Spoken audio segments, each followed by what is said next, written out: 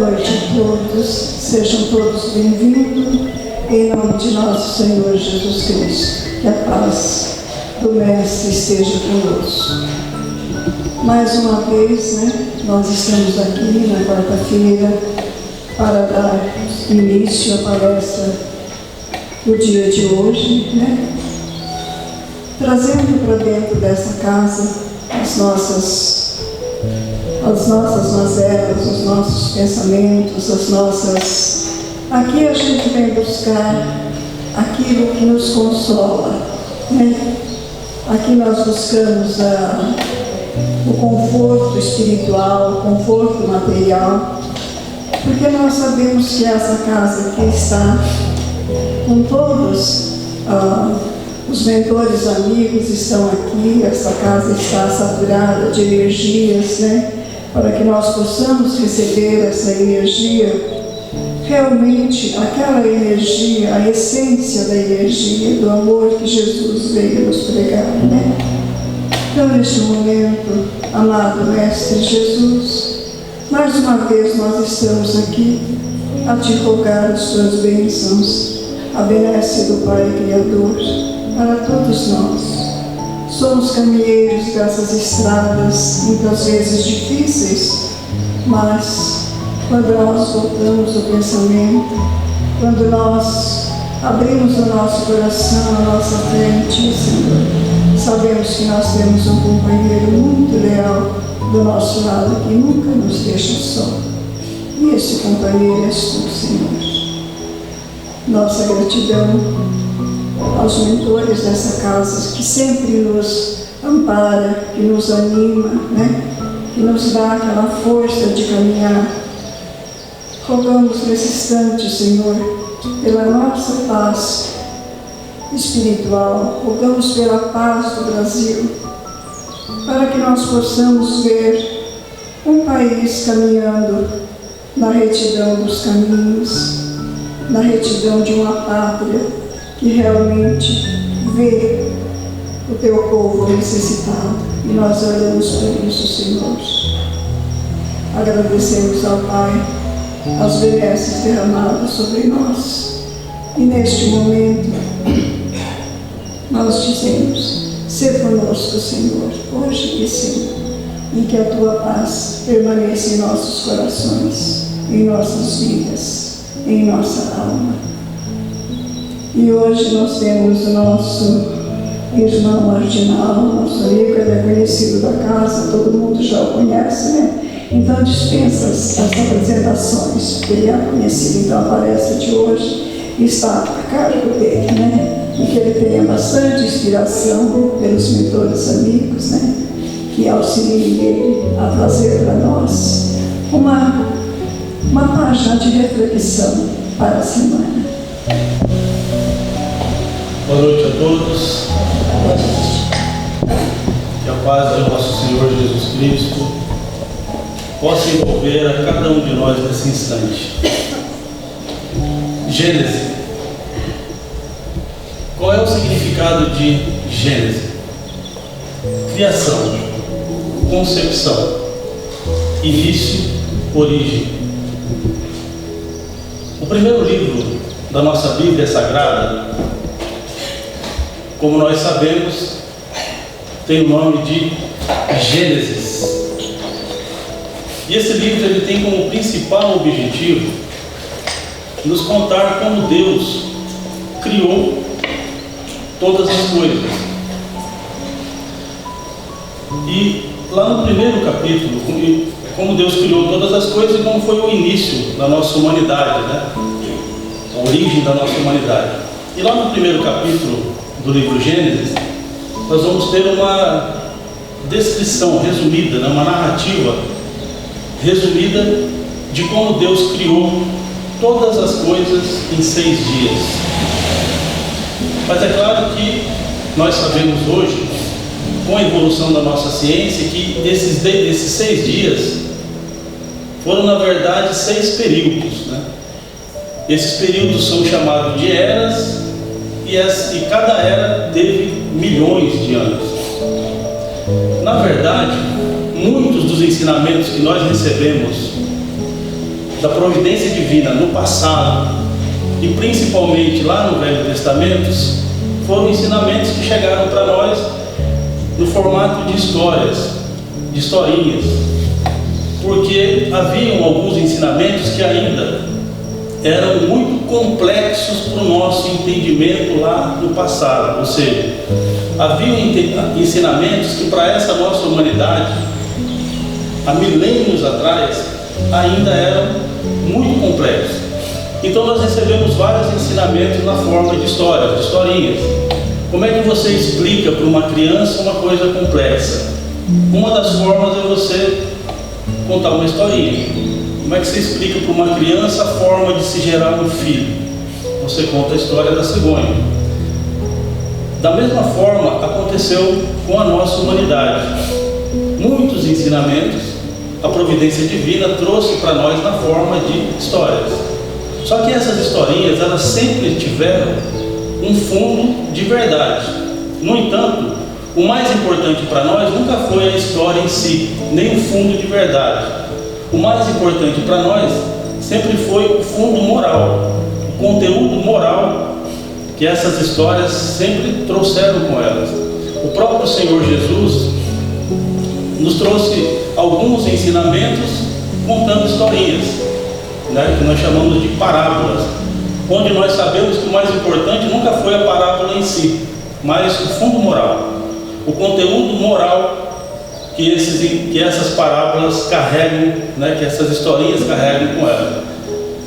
Então lá no livro A Gênesis nós temos a mesma situação. Nós temos histórias que têm um fundo de verdade, mas o mais importante para nós, como eu disse, é sempre o fundo moral, o conteúdo moral que essas histórias trazem. Quando nós falamos dos 6 dias da criação, nós temos essa mesma situação. Nós temos um fundo de verdade e temos um fundo moral. No entanto, a nossa proposta hoje é fazer uma reflexão justamente sobre o que vem depois do 6º dia, que é o 7º dia, onde, conforme as Escrituras, Deus teria descansado. Será mesmo? Será mesmo que Deus descansou no 7º dia? Será que nós entendemos o verdadeiro significado do 7º dia? Será que nós entendemos a real importância do 7º dia? Eu vou me atrever a dizer aqui para vocês que eu acredito que a maioria de nós cristãos não entendemos. A maioria de nós, principalmente aqui no Ocidente, não entendemos nem o verdadeiro significado, nem a real importância do 7º dia.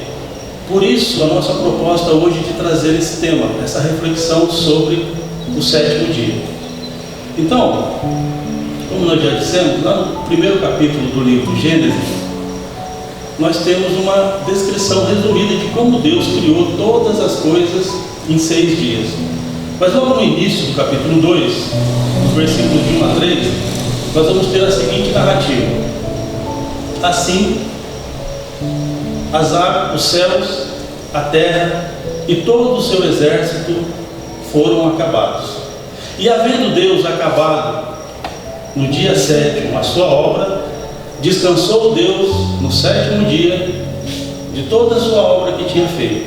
E Deus abençoou o dia 7º e o santificou, porque nele descansou de toda a sua obra que Deus criara e fizera. Analisando essa passagem, nós podemos nos fazer uma pergunta: por que o dia 7º foi mencionado nessa passagem? Por que a necessidade de mencionar que houve um 7º dia,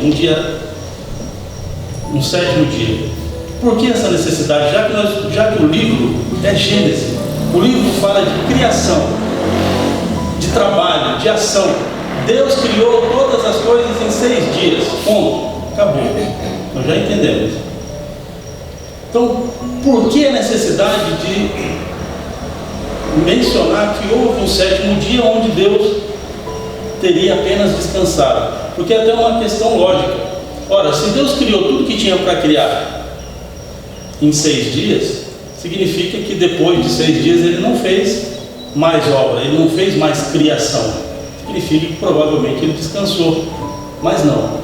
Quem narrou essa história entendeu que havia necessidade de se mencionar um ciclo com 7 dias. Por quê?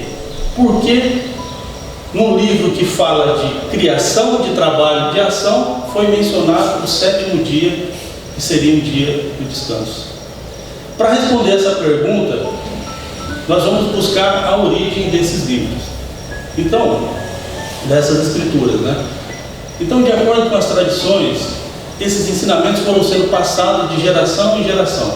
De acordo com os historiadores que estudaram a história do povo hebreu, a história dessas escrituras, tudo foi sendo passado de geração em geração. E nós temos a informação que quem narrou os 5 primeiros livros da Bíblia foi um homem chamado Moisés.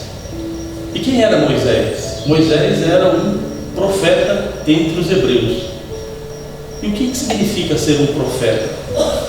Quem vai trazer essa explicação para nós é Allan Kardec, lá no capítulo 21, no item 4 do Evangelho segundo o Espiritismo. Allan Kardec diz assim: profeta é um enviado de Deus, que tem a missão de instruir os homens e de lhes revelar as coisas ocultas e os mistérios da vida espiritual. Um profeta, ele pode ter ou não ter o dom da presciência, ou seja, ele pode ter ou não ter o dom de ver o futuro. Era assim que os judeus entendiam o significado de profeta ao tempo de Jesus. Então vejam que essa é uma explicação de Allan Kardec, e percebam que ele cita os judeus para dar essa explicação. Porque na verdade, quando nós falamos e Kardec ele vai citar os judeus várias vezes, principalmente no Evangelho segundo o Espiritismo e principalmente lá na introdução do Evangelho segundo o Espiritismo.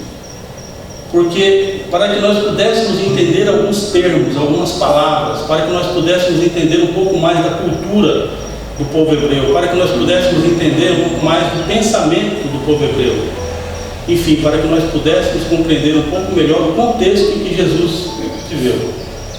Só que na verdade, quando nós falamos de Bíblia Sagrada, de Velho Testamento, de Novo Testamento, nós temos que nos lembrar dos judeus, porque foram eles que receberam todos esses ensinamentos em primeiro lugar. Eles receberam todos os ensinamentos que nós temos na nossa Bíblia Sagrada, no Velho como no Novo. Eles receberam em primeiro lugar, porque eles foram o povo escolhido para receber esses ensinamentos primeiro. E Emmanuel, ele nos explica que o povo hebreu ele foi escolhido para receber esses ensinamentos porque lá naquele momento, naquela época, milênios atrás, dentre todos os povos que habitavam a terra, o povo hebreu era o povo mais preparado espiritualmente para compreender as lições de amor do Cristo. E Jesus, ele preparou esse povo hebreu por séculos, por milênios antes da sua chegada. Então não foi um acaso, por um acaso. Quanto mais eu estudo, mais respeito eu tenho por todas as religiões. E quanto mais eu estudo, mais carinho eu também tenho por todas as religiões. Porque todas as religiões são escolas. São escolas que têm basicamente o mesmo objetivo: nos aproximar de Deus e nos ajudar a fazer progresso. Então todas as escolas religiosas, elas são importantes para nós em algum momento da nossa trajetória evolutiva. Todas as escolas religiosas têm as suas virtudes e têm pontos que hoje a gente pode não concordar, pode não entender, pode não aceitar, da mesma forma que o Espiritismo também ainda não é aceito por muita gente. Mas o que nós temos que nos lembrar é que nós não somos espíritas desde sempre. Afinal de contas, o Espiritismo só existe há menos de 200 anos. Nós também não fomos cristãos sempre, porque o cristianismo só existe há 2000 anos e nós somos espíritos muito mais velhos, muito mais antigos do que 2000 anos. Então, com certeza, todos nós aqui já passamos por outras escolas religiosas. Todos nós. E, no nosso caso, há uma grande possibilidade, há uma grande probabilidade de que nós, cristãos, tenhamos vivido entre os hebreus. Há uma grande probabilidade que nós, cristãos, tenhamos tido várias encarnações entre os hebreus. Na verdade, há uma grande probabilidade que muitos de nós cristãos somos hebreus, reencarnados. Isso explica a facilidade que nós temos para aceitar e para compreender os ensinamentos de Cristo hoje. Porque, como nós já dissemos, Jesus veio preparando esse povo hebreu por séculos, por milênios, até sua chegada. Então, o povo judeu entende que todos os ensinamentos que Moisés recebeu de Deus. Tanto é que para os judeus apenas os 5 livros de Moisés são entendidos como livros sagrados. Nós temos na nossa Bíblia atual 39 livros no Velho Testamento. Mas os judeus eles só aceitam os 5 livros de Moisés como tendo conotação de livro sagrado. Para eles, o que vale são só os 5 livros de Moisés, que eles chamam de Pentateuco e também chamam de Torá. Então, o entendimento dos judeus, tudo que Moisés ensinou vem de Deus. E tudo que ele ensinou também tem uma conotação, um fundo moral. E quando nós falamos desse ciclo da criação em 7 dias, os judeus entendem isso muito bem. No entendimento deles, esse ciclo de 6 dias de trabalho e 1 de descanso é uma orientação divina. Deus estava ensinando para a humanidade que nós precisamos trabalhar, mas nós precisamos ter um tempo de descanso. Vejam que existe até uma regra de proporcionalidade. Nós devemos trabalhar 6 vezes mais do que nós descansamos. Então, num ciclo de 7 dias, nós temos que trabalhar 6 dias e descansar 1. E isso veio com uma orientação divina. Vejam, uma orientação divina. Qual é o primeiro entendimento que nós temos que ter sobre o 7º dia? O 7º dia é uma orientação divina. É uma orientação de Deus para a humanidade. Porque se nós não tivéssemos essa orientação, muito provavelmente nós iríamos extrapolar. Muitos de nós não iríamos aceitar o descanso. Muitos de nós iríamos olhar para o descanso como uma coisa de preguiçoso, como uma atitude de preguiçoso, como um hábito de preguiçoso. Se nós, tendo essa orientação, nós já extrapolamos, imagine se nós não tivéssemos essa orientação. Então, qual é o primeiro entendimento que nós temos que ter sobre o 7º dia? O 7º dia é uma orientação divina, uma orientação que veio de Deus. Voltando lá para os livros de Moisés, nós vamos perceber que Moisés, nos seus 5 livros, em vários momentos, tem várias citações falando novamente sobre a importância do 7º dia. Por exemplo, lá no 2º livro de Moisés, o livro Êxodo, no capítulo 7, no capítulo 20, Moisés vai narrar o momento em que ele recebe os 10 mandamentos lá no Monte Sinai. Só que o interessante é que, pelas tradições do povo judeu, Moisés deixou 613 leis, incluindo essas 10 leis que ele recebeu no Monte Sinai. 613 leis.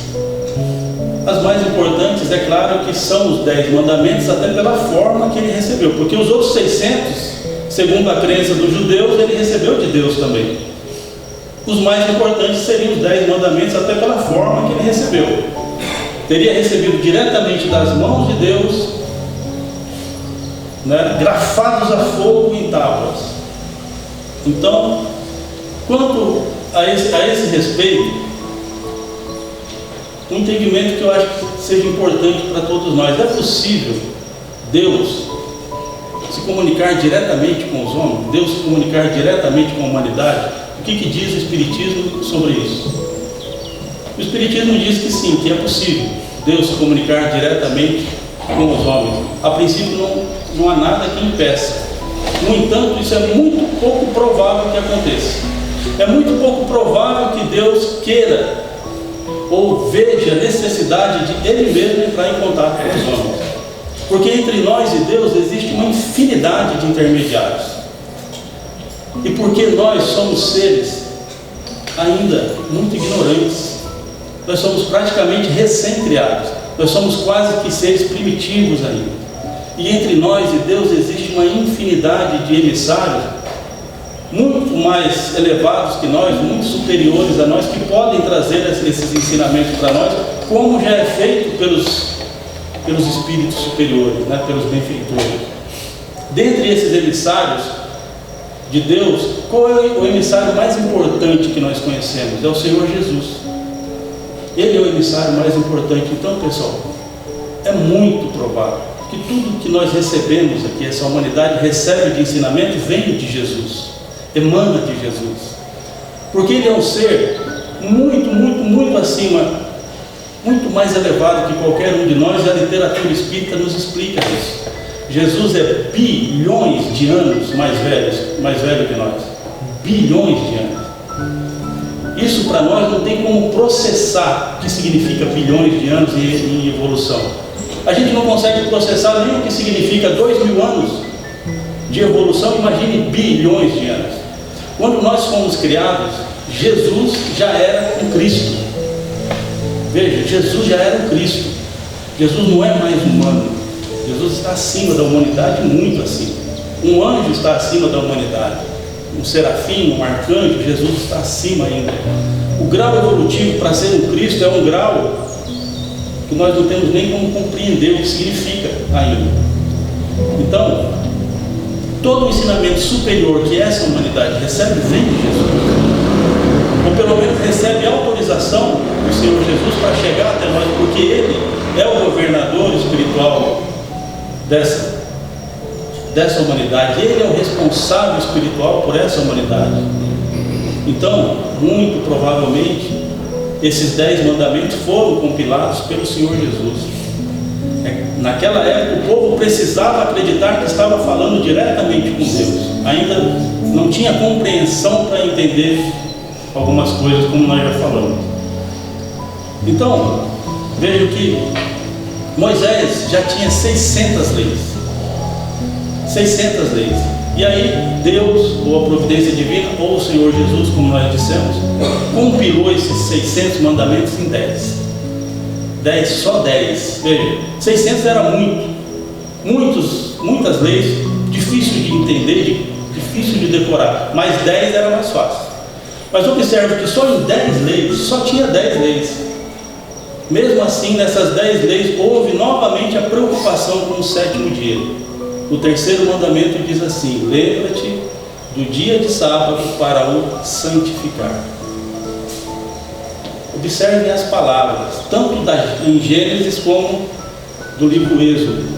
Gênesis capítulo 2, versículo 3. E Deus abençoou o dia 7º e o santificou. Observe essa palavra, santificou. Êxodo capítulo 20, versículo 8. Lembra-te do dia de sábado para o santificar. Santificar. O segundo entendimento que nós devemos ter sobre o 7º dia. Quando se diz nas Escrituras que Deus descansou, não quer dizer que Deus nesse dia se tornou inútil, nem preguiçoso. Apenas que Ele fez uma ação diferente da que Ele tinha feito nos outros 6 dias. Por que nós temos que falar isso? Porque quando se fala em descanso, para nós é muito fácil confundir necessidade de descanso como uma autorização para nos tornarmos preguiçosos. O Papa Gregório Magno, no século VI, estudando as epístolas, as cartas de Paulo, ele identificou que, de acordo com Paulo, existem 7 vícios, que são os vícios mais nocivos para a nossa vida. São os vícios mais prejudiciais para a nossa conduta. O que é um vício? Vício é o contrário de virtude. Virtude é a conduta que nos faz bem, vício é a conduta que nos faz mal. Mas o que nós temos que entender sobre vício? Todo vício é uma espécie de escravidão. Todo vício, não só os 7 que nós vamos citar aqui, mas qualquer vício é uma espécie de escravidão. Todo vício nos escraviza. E quando nós falamos de escravidão, nós podemos nos lembrar da imagem de correntes nos prendendo a alguma coisa. Essas correntes nos prendem e atrapalham e impedem a nossa elevação. Assim são os vícios. Por isso, nós todos aqui temos lutado contra eles, todo tipo de vício, há muitas encarnações. E vamos continuar lutando ainda. Porque todo vício é uma escravidão. Ele nos prende e nos impede, atrapalha a nossa elevação. Nós não vamos chegar a alguns graus de elevação mais superiores carregando vícios. Então, de acordo com os estudos do Papa Gregório Magno, né, de acordo com o que ele estudou sobre Paulo, existem 7 vícios de conduta que são os piores. Esses 7 vícios também são chamados de os 7 pecados capitais. Quais são os 7 pecados capitais? Gula, luxúria, avareza, ira, inveja, preguiça, soberba. Vejam que preguiça novamente aparece entre um dos piores vícios que nós podemos desenvolver. E nós temos que comentar sobre isso aqui nesse momento, porque, como eu disse, quando se fala de descanso, é muito fácil para nós confundir descanso, necessidade de descanso, como uma autorização para ser preguiçoso. Só que o vício da preguiça, ele é muito fácil de desenvolver por qualquer um de nós, em qualquer momento, em qualquer idade da vida. Só que nós temos que lembrar que todo vício faz mal, todo vício escraviza, todo vício ele tem ligação espiritual, todo vício ele tem uma ligação mental. Então, se a gente desenvolve o vício aqui, nós vamos sofrer com ele e vamos sofrer para nos livrar dele. Então, por exemplo, as pessoas que têm o vício com drogas, o vício com álcool, o vício com a nicotina, todos esses vícios aí, eles estão ligados espiritualmente, eles estão ligados mentalmente. Essas pessoas provavelmente vão reencarnar na próxima com essas tendências. Usuários de droga, hoje, alguns deles ou muitos deles, não começaram a usar drogas nessa encarnação. São espíritos, são pessoas que começaram a usar drogas em encarnações passadas, lá no ópio, usando ervas alucinógenas.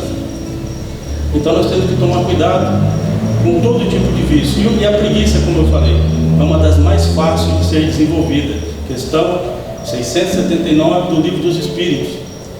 Allan Kardec pergunta aos benfeitores se a pessoa que já adquiriu bens suficientes para garantir a sua subsistência, se essa pessoa estaria isenta, dispensada da lei do trabalho. Ou seja, se a pessoa que já não precisa mais trabalhar para ganhar o seu pão de cada dia, se essa pessoa está livre, dispensada de ter que trabalhar. Os benfeitores respondem a Kardec: do trabalho material, talvez, mas não estão isentos da obrigação de ser útil, conforme as suas possibilidades. E também não está isento de trabalhar para aperfeiçoar a sua inteligência e a dos outros. Então vejam que é muito diferente. Uma coisa é uma coisa, outra coisa é outra coisa. Se a pessoa não precisa mais trabalhar para ganhar o pão de cada dia, tudo bem. Mas nenhum de nós está dispensado, nenhum de nós está isento da obrigação de ser útil, de acordo com as nossas possibilidades, e de trabalhar pelo aperfeiçoamento da nossa inteligência e da inteligência dos outros que nos rodeiam. Então isso é um alerta para todos nós em qualquer tempo da nossa vida, em qualquer momento, em qualquer idade das nossas vidas. Porque nós somos espíritos imortais, a vida vai continuar. O corpo pode até estar envelhecendo, mas a vida vai continuar. Se nós desenvolvermos um vício aqui, nós vamos carregar ele. Se esse vício não nos fizer mal aqui, nessa encarnação, com certeza ele vai fazer em algum momento lá na frente. Vai nos fazer sofrer, tanto com o vício como para nos livrar dele.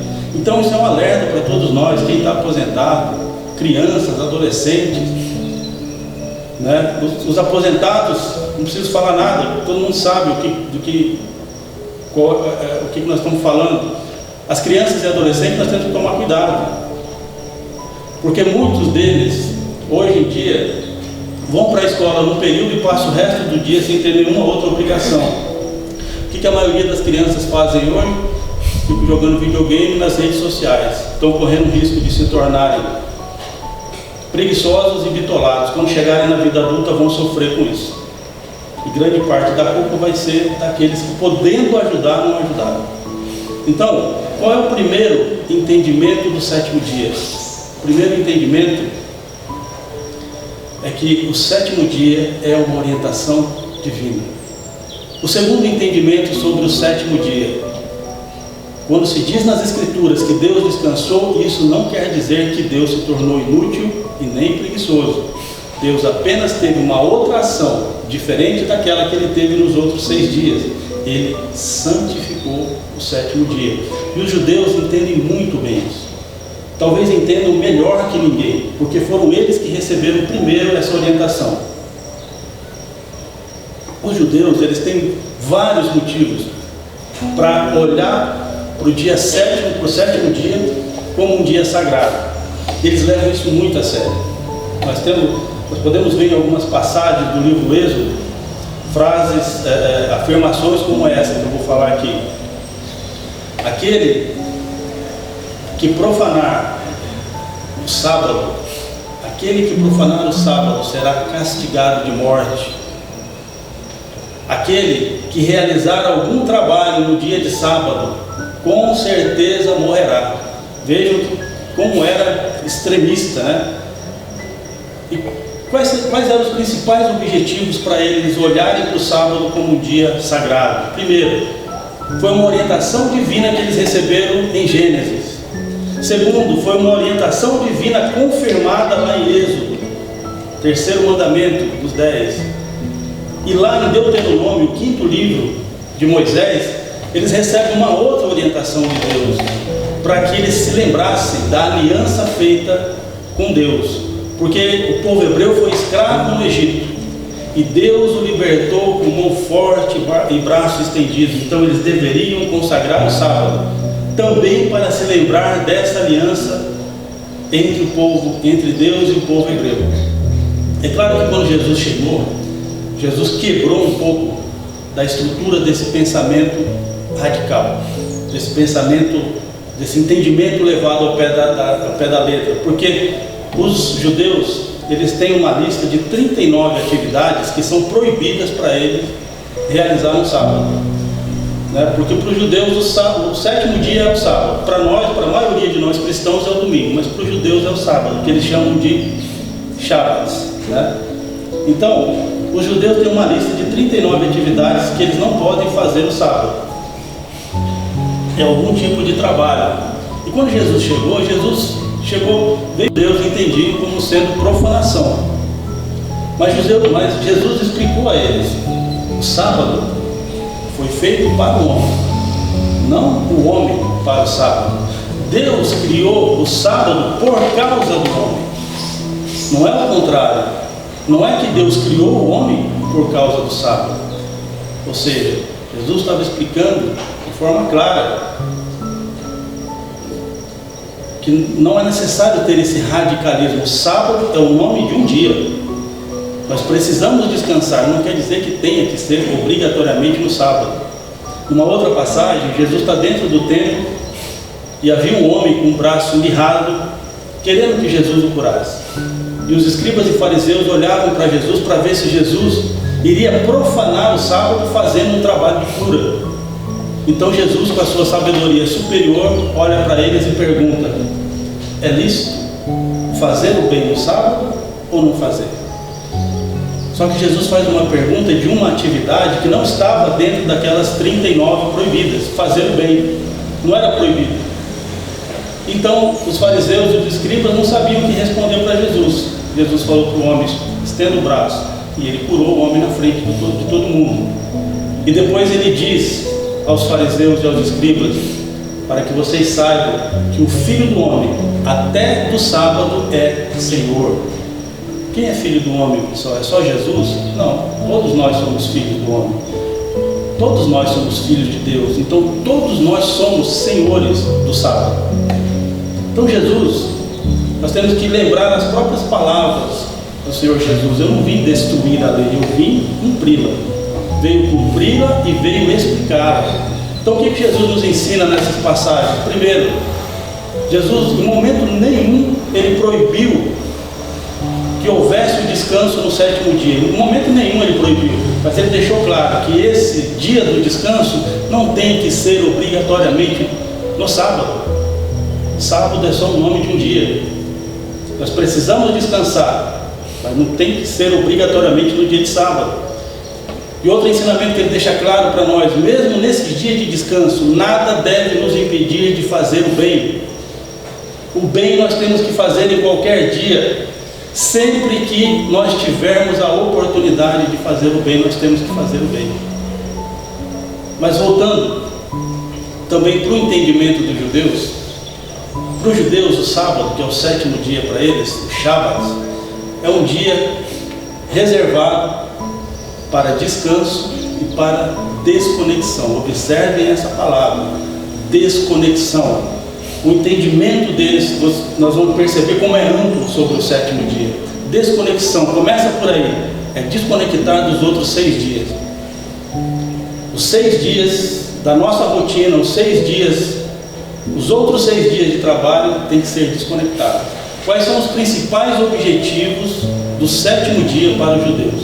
Primeiro, essa ordem aqui eu coloquei, não quer dizer que seja essa a ordem mais importante, tá? O primeiro objetivo do sétimo dia para os judeus é um dia para descanso do corpo e da mente. Observem isso, do corpo e da mente. É um dia para conexão. Segundo, é um dia para conexão com Deus. Terceiro, é um dia para conexão com a família, com os amigos. Quarto, é um dia para melhorar, para aperfeiçoar a nossa espiritualidade. Então vejam, 4 principais objetivos do sétimo dia para os judeus. Primeiro, descanso do corpo e da mente. Segundo, um dia para conexão com Deus. Terceiro, um dia para melhorar a nossa conexão com a família e com os amigos. Quarto, um dia para melhorar, para aperfeiçoar a nossa espiritualidade. Com esse entendimento, nós podemos nos fazer alguns questionamentos. E essa é a parte mais importante da nossa reflexão. Será que nós estamos sabendo descansar verdadeiramente? Será que nós sabemos fazer essa desconexão, como os judeus entendem, que é desconectar da rotina, desconectar do cotidiano? Esse sétimo dia ele é diferente dos outros, não é a mesma coisa. Nós sabemos fazer isso? A maioria de nós não. A maioria de nós não sabemos desconectar dos outros 6 dias. Todos nós entendemos a necessidade do descanso do corpo. Isso é muito fácil. Acho que todos aqui, não sei se tem criança aqui, mas acho que todos aqui, todos nós já tivemos um dia de insônia. Um dia que por algum motivo nós não dormimos, ou dormimos muito mal, muito pouco. O que acontece com a gente no outro dia? Quando chega o sono, quando bate o sono, nós estamos muito cansados, sem energia, a gente não consegue pensar direito, a gente não consegue raciocinar direito, a gente não tem vontade de fazer nada, nós estamos praticamente imprestáveis. Por quê? Porque o nosso corpo exige isso de nós. Você tem que descansar para ter energia. O corpo impõe isso a gente. Em algum momento, quando chega o sono, você tem que dormir, você tem que descansar, você não tem alternativa. Para quê? Para repor as energias. Isso todos nós entendemos. Só que a mente passa pela mesma situação. A mente precisa descansar e a maioria de nós não sabemos fazer isso. A maioria de nós não conseguimos fazer isso. E se você fala para algumas pessoas isso, elas vão dizer para você: eu não tenho tempo, eu não tenho como me desconectar, eu não tenho como me afastar. Mas então veja as consequências disso. Se a gente não descansa a mente, nós não temos energia para trabalhar, não temos energia para criar, nós não temos energia para encontrar soluções para a nossa vida. Nós estamos sempre o quê? Cansados, você não consegue produzir mais. E você vai decaindo, e a pessoa vai entrando, vai adoecendo emocionalmente, a pessoa vai diminuindo a sua capacidade de produção. Quantas vezes nós mesmos já dissemos, no passado, nós que somos um pouquinho mais velhos, né? No passado eu fazia isso, eu fazia aquilo, no passado eu era mais ativo. A gente pensa que isso é por conta da idade, por algum problema de saúde, por algum empecilho da rotina. A gente nunca liga isso à nossa energia mental que foi decaindo ano a ano, pouco a pouco, e a gente não percebe. E a gente não consegue repor essa energia, por quê? Porque não descansa. Questão 254 do Livro dos Espíritos. Allan Kardec pergunta aos benfeitores se os espíritos têm necessidade, se os espíritos sentem fadiga e se eles têm necessidade de descanso. Os benfeitores respondem a Kardec que não, como nós. Eles não sentem a fadiga ou o cansaço como nós, porque eles não têm órgãos grosseiros como nós, ou seja, não tem um corpo material como o nosso. Os espíritos descansam. O descanso dos espíritos é um descanso moral, é um descanso mental. Eles, quando querem descansar, eles limpam a mente de todo pensamento, não focam o pensamento em coisa nenhuma. Os benfeitores também nos explicam que quanto mais evoluído é um espírito, menos necessidade ele tem de descanso, até desse descanso moral. Ou seja, tem espíritos muito elevados que não precisam nem desse tipo de descanso, mas nós, no nosso estágio evolutivo, nós precisamos descansar, mesmo estando no mundo espiritual. Como é que nós fazemos esse descanso? Limpando a mente de todo o pensamento, livrando a mente de todo o pensamento. Você não focaliza nada. Como é que nós chamamos isso aqui? Chamamos isso de meditação, né? Limpar a mente, entrar em relaxamento profundo, não pensar em nada.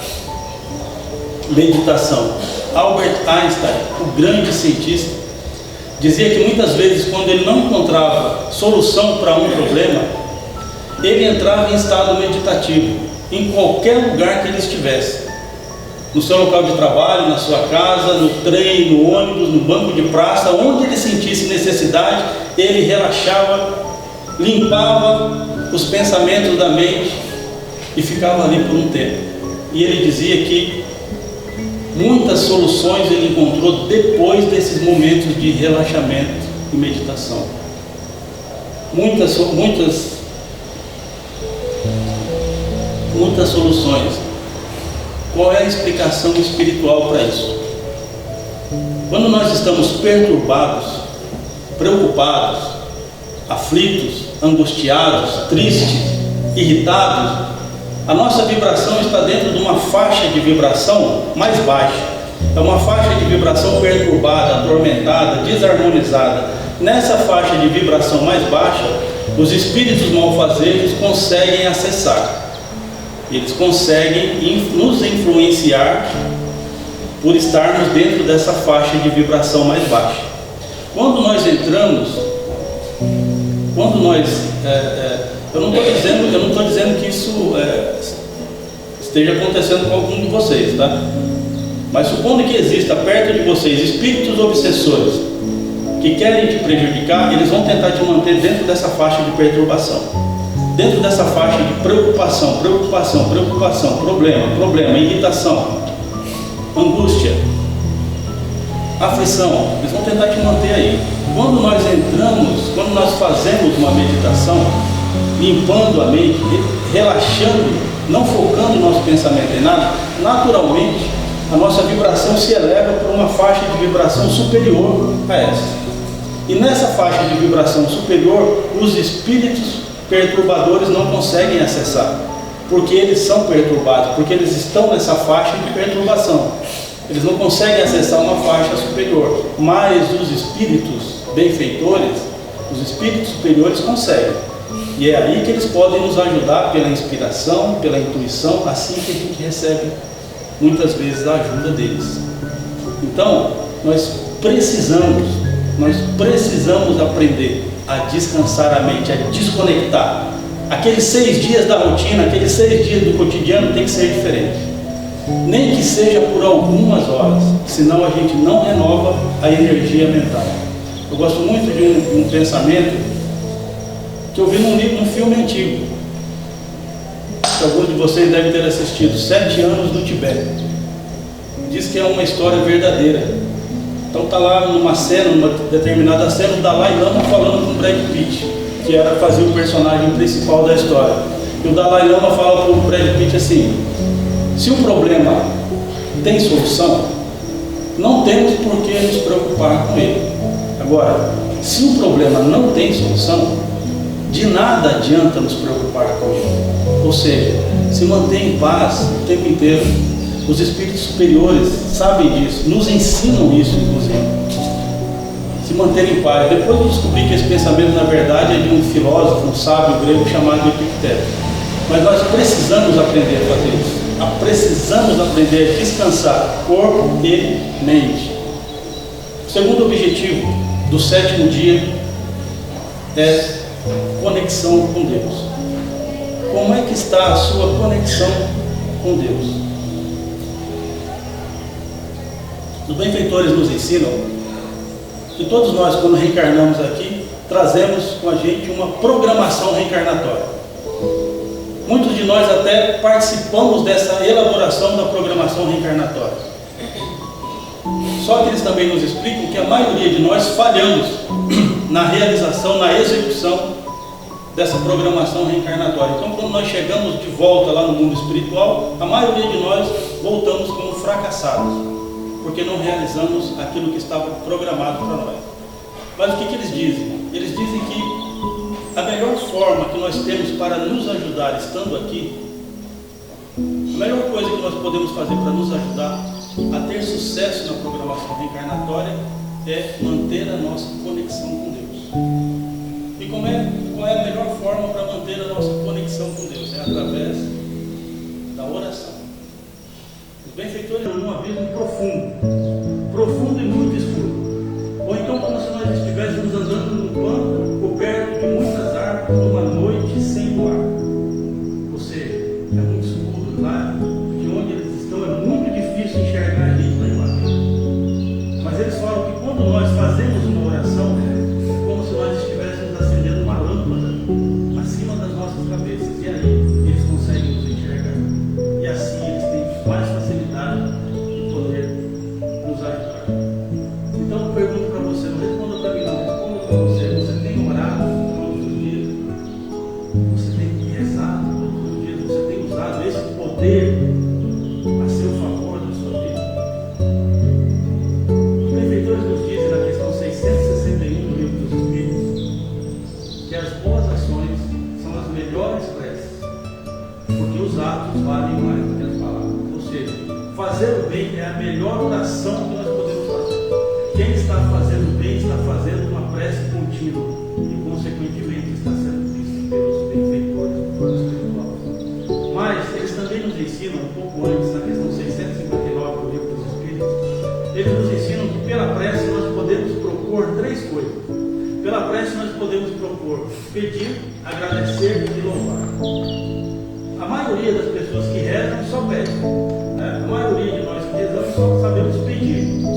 Uma parcela bem menor se lembra de agradecer alguma coisa, mas quase ninguém se lembra de louvar. No entanto, nós podemos fazer as 3 coisas todo dia, de forma rápida, de forma simples, porque Jesus nos ensina que não é pela quantidade de palavras que nós seremos ouvidos. E os benfeitores também nos ensinam que toda oração sincera tem eco na espiritualidade. Toda oração sincera é ouvida na espiritualidade maior, que vai ser atendida no momento oportuno. Então, todos nós podemos orar das 3 formas todo dia. Por exemplo, quando nós fazemos o Pai Nosso, nós já estamos fazendo aí vários pedidos. Dá-nos o pão nosso de cada dia, perdoa as nossas dívidas, não nos deixe cair em tentação, livra-nos do mal. Pai Nosso é a oração mais poderosa que existe no mundo. A oração mais poderosa que existe em todo o mundo. Primeiro, porque foi ensinada pelo Senhor Jesus. E se tem alguém que conhece o poder das palavras do Senhor Jesus. Segundo, porque essa oração era repetida milhões ou até bilhões de vezes, todos os dias no mundo. Então ela carrega uma energia extremamente poderosa. Se você quer entender um pouco mais sobre o Pai Nosso, leia, estude o capítulo 28 do Evangelho fazer orações simples, rápidas, curtas. Porque os benfeitores nos ensinam que existem duas coisas que Deus não nega para ninguém que lhe pede: é força e coragem. Então nós devemos pedir todo dia força e coragem. Deus, Pai, me dá força e coragem para enfrentar aquilo que eu preciso enfrentar. Me dá força e coragem para passar pelas experiências que eu preciso passar. Mas nós também podemos e devemos pedir proteção. Porque existem dois tipos, duas espécies de sofrimento na vida. A primeira espécie de sofrimento é aquele sofrimento que nós não podemos evitar. Nós vamos passar por aquilo de qualquer forma, porque está na nossa programação reencarnatória, não tem como escapar.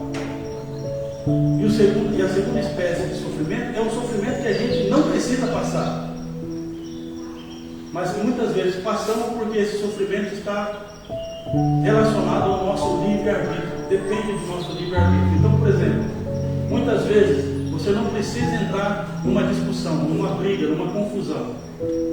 A pessoa não precisa entrar naquela confusão. Ela poderia chegar e se desviar. Ela poderia ignorar o que foi dito a ela. Ela poderia perdoar o que foi dito a ela. Mas não, ela vai lá e compra a briga.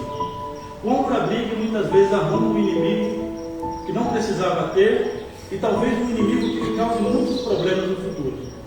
A pessoa vai dirigir um carro, se envolve num acidente. Por quê? Porque estava distraída, invigilante, irritada, nervosa, triste, olhando para o celular. Então, nós podemos e devemos pedir força, coragem e proteção.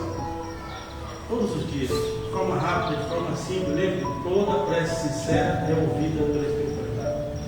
Agradecer, nós podemos agradecer todo dia, de forma rápida, simples. Agradeça pela sua vida. Agradeça por mais um dia de vida. Pelo pão de cada dia, pela roupa que vestimos, pela nossa casa, pela nossa família, pelos nossos amigos, pelo nosso trabalho. Muito fácil. Quem não sabe agradecer o que tem, muito provavelmente não merece nem o que tem. Porque os benfeitores, amigos, nos dizem que muitos de nós aqui temos muito mais do que merecemos nessa vida, considerando o nosso passado desastroso em outras encarnações. Então, quem não sabe agradecer o que tem, talvez não mereça nem o que tem. E louvar. Louvar, quase ninguém louva. Louvar é reconhecer a supremacia de Deus, reconhecer a grandeza de Deus. Louvar é demonstrar a nossa fé em Deus. Então, nós podemos louvar de forma simples, de forma fácil, mas tudo que nós fazemos em oração, tudo que nós proferimos, principalmente em oração, tem que ser verdadeiro. Nós falamos tem que ser verdadeiro, nós temos que acreditar naquilo. Qual é o principal atributo da fé? É a crença. O principal ingrediente que tem que ter na nossa fé é crer, precisa acreditar naquilo. Então, tudo que nós falamos em oração tem que acreditar.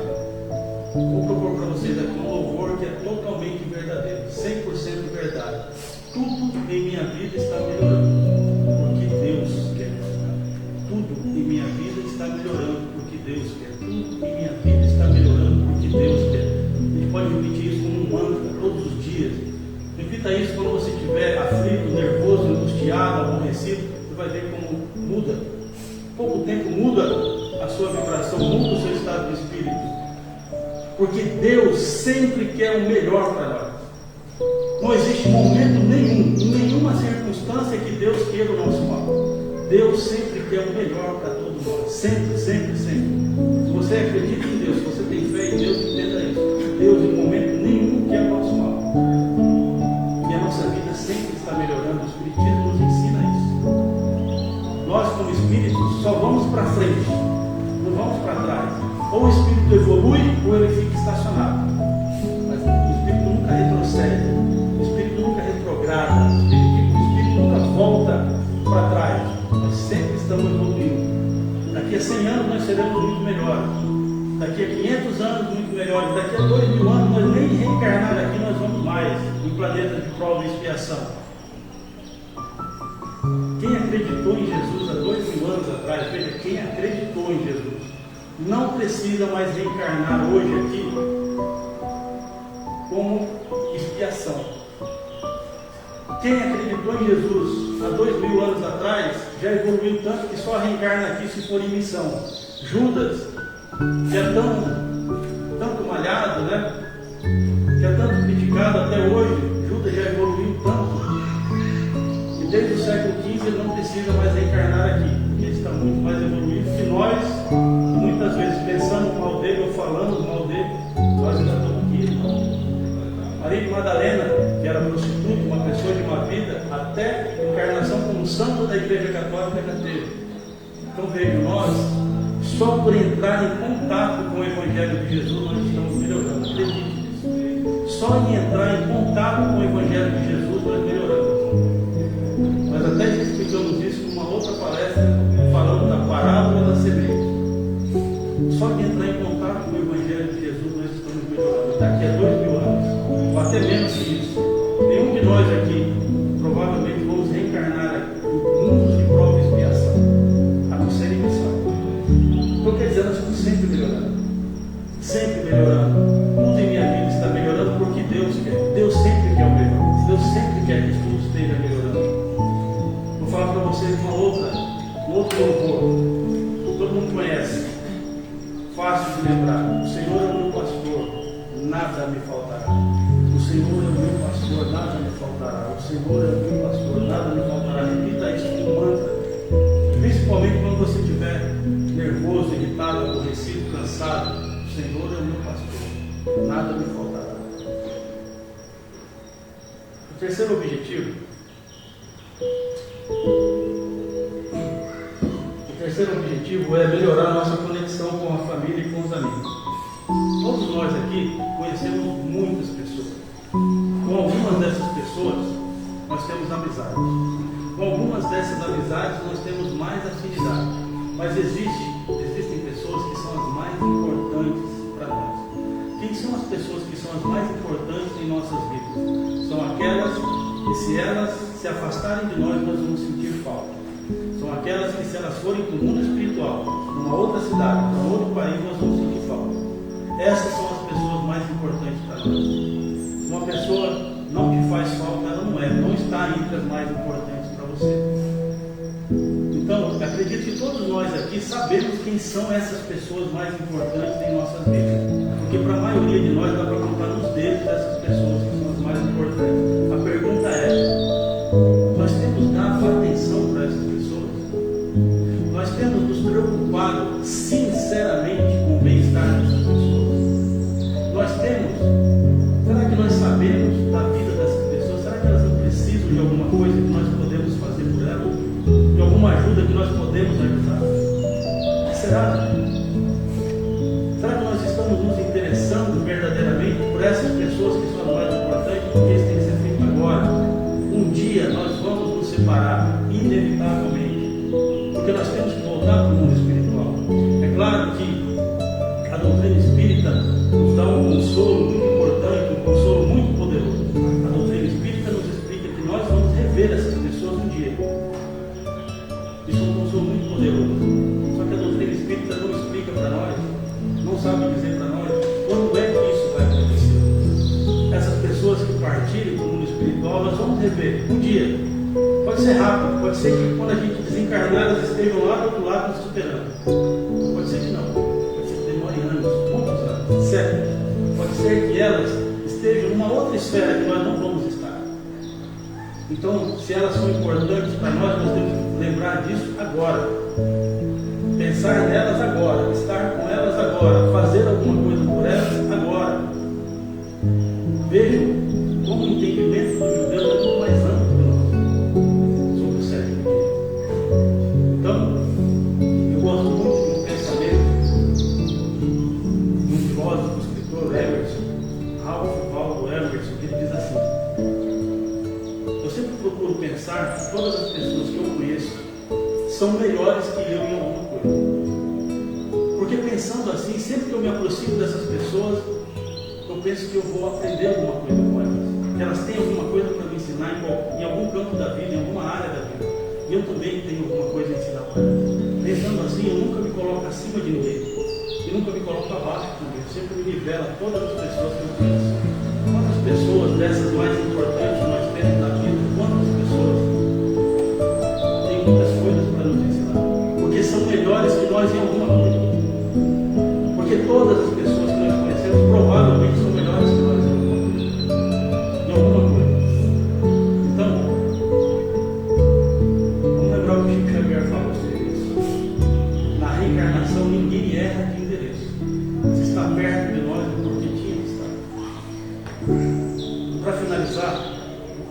objetivo. O quarto objetivo é melhorar ou aprimorar a nossa espiritualidade. Como é que se faz isso? Como é que a gente aprimora a nossa espiritualidade? Basta vir aqui, assistir uma palestra? Basta ler um bom livro? Basta assistir um filme inspirador? Não. Como é que a gente melhora a espiritualidade? Aqui dentro, no silêncio das reflexões. Nós precisamos fazer reflexões, refletir. Aqui a gente vem buscar informação, aqui a gente vem buscar argumentos. Mas se a gente não refletir sobre isso, a nossa espiritualidade não vai melhorar. Nossa espiritualidade não vai se ampliar. Tudo isso que nós estamos falando aqui, sobre a importância do sétimo dia, eu acredito que alguns de vocês nunca ouviram falar do sétimo dia por essa perspectiva. Só que se a gente sair daqui e não refletir sobre isso, nós vamos esquecer, não vai ter valido de nada todos esses ensinamentos.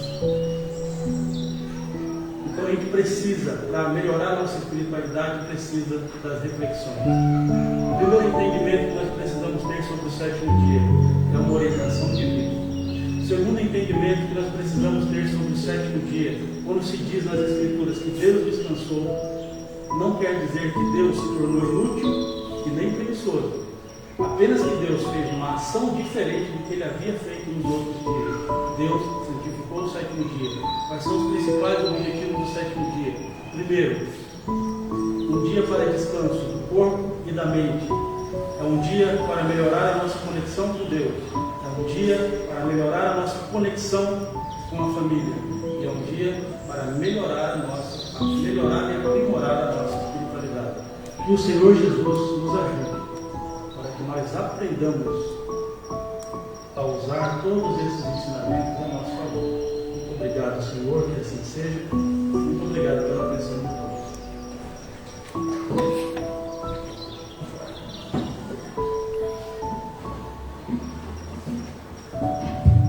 Obrigada, Arginal, pedindo a sua candeia do ok, trazendo luz e reflexões para a nossa jornada evolutiva, como tu falou.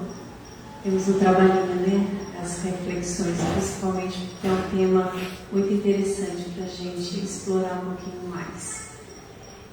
Vamos passar então para a segunda parte, para os passos, os trabalhadores se sentirem bem para essa tarefa, se dirijam